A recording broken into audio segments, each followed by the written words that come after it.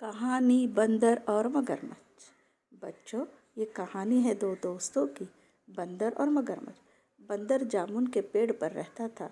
मीठे मीठे जामुन रोजाना खाता था। समंदर में रहने वाले मगरमच्छ से उसकी दोस्ती थी। वो अपने दोस्त को भी मीठे मीठे जामुन देता था। मगरमच्छ को मीठे जामुन बहुत पसंद है। वो बड़ी खुशी से खाता। उसके बाद वो अपने दोस्त बंदर को अपनी पीठ पर बिठाकर समंदर की सैर कराता था।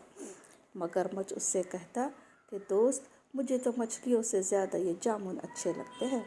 फिर वो अपनी बीवी के लिए भी जामुन घर ले जाता था और दोनों बड़े मज़े से खाते थे। एक दिन उसकी बीवी ने कहा कि जो बंदर इतने मीठे जामुन खाता है, उसका कलेजा कितना मीठा होगा। मैं तो उसका कलेजा खाऊंगी।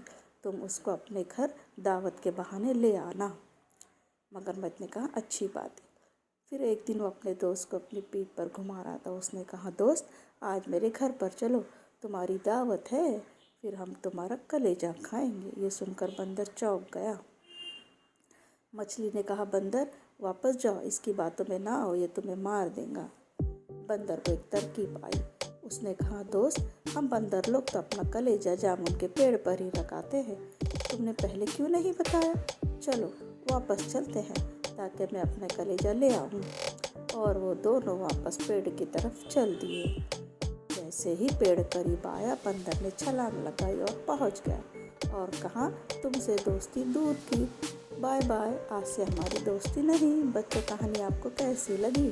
हमेशा अच्छे दोस्त बनाना।